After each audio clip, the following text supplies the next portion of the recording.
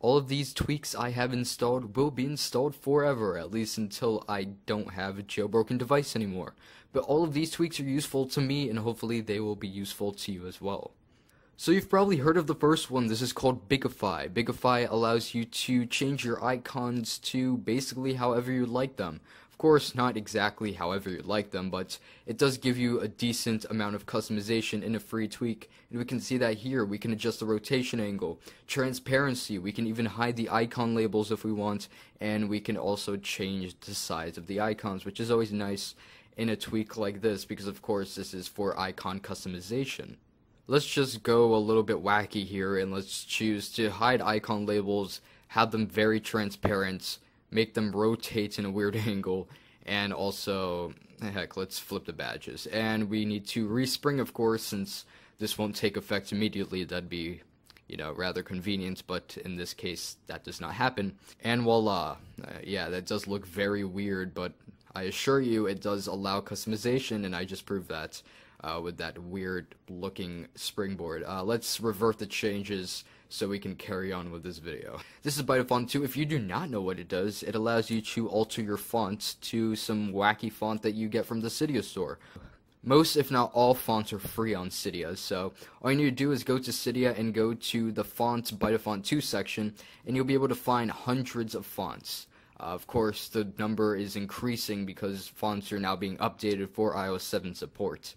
But there are quite a lot even right now. I have like 10 of them in my font, and I will show you those. I'm currently using the Lato Light font. It looks very nice. It has a nice light look, which I would like in a font because I don't like those heavy fonts that much, those bold fonts. I just don't like those that much. Light fonts that blend in with iOS 7 are better, and this is an example of one of those. It allows you to customize your entire device's font, and it is an awesome tweak and a must-have, especially since you can get all of the fonts for free. I think all of them. Most of them, if not all. This third tweak is called CC Toggles, and it allows you to set custom toggles for your control center. We can go to the settings, go to CC Toggles, right there. We can choose the toggles that we would like. These are the ones that I like, and you'll see, there you go. Those are the toggles that I have. I have 6 toggles. These are the 5 I use, and I sometimes use orientation lock, which is why I have it as the 6th one. So you can set some, you can remove some, you can do anything you'd like, as long as it involves the toggles in the control center. But it's nice because it allows you to have more customization and remove the unnecessary controls that you may not want. And if you're wondering why I don't have everything here, the tweak is called CC Hide. It allows you to hide certain elements in the control center. Up next on the list is Cydia 7. It allows you to delete Cydia packages without having to go into Cydia, which is so helpful, at least to me, because I install a lot of Cydia packages, and it's great to just uninstall them from the springboard instead of going to Cydia, having to wait for 10 whole seconds, although I know it's not that much. It's much easier to just go to the springboard and remove the tweaks and apps from there. So if I wanted to remove one of these, I can go ahead and just click the X button on one of the applications. I'll just go ahead and do this, delete that, and there you go. I removed that tweak, as simple as that, although that was more of an application. But I could do the same thing with Barrel. I could remove Barrel just from tapping that X and not having to go into Cydia. It is so useful, and I really like this, and I've always liked this as one of my favorite tweaks, and it just got updated for iOS 7. So go ahead and check that one out. This next tweak is called Slide to Kill 7. It's pretty effective, and this is what it does. Very simple, right? It allows you to delete all of your application from the multitasking switcher by just sliding down on one of them. As you can see, though, I do have one application left, and that is music.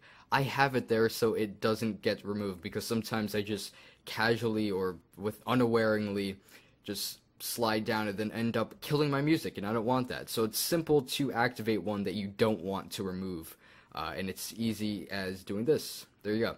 If you hold on it, it locks it, so no matter how many times you slide down, it will still be there forever. So there, that's a very nice tweak in my opinion. Slide to Kill 7 is my favorite multitasking switcher application. That's just me. Maybe other people might find differently, but that is the most efficient one in my case. This next tweak is called Status HUD2, and it is pretty simple in what it does. It allows you to have dots where your status bar would be to adjust the volume. So you can see that there are dots there, and I'm putting the volume up, putting it down, and dots are the HUD instead of that annoying other HUD that takes up half of the screen. So it's nice to have that to add on instead, so you can see how loud your music is or how loud the sound effects are without having that annoying thing blocking it. So thank you guys for watching this video. If you liked this or you liked any of the tweaks, give this video a thumbs up. I would truly appreciate it. Your support keeps me making videos, as I really like your support, and hopefully you keep it coming. So thank you guys for watching, and hopefully I'll see you in the next video.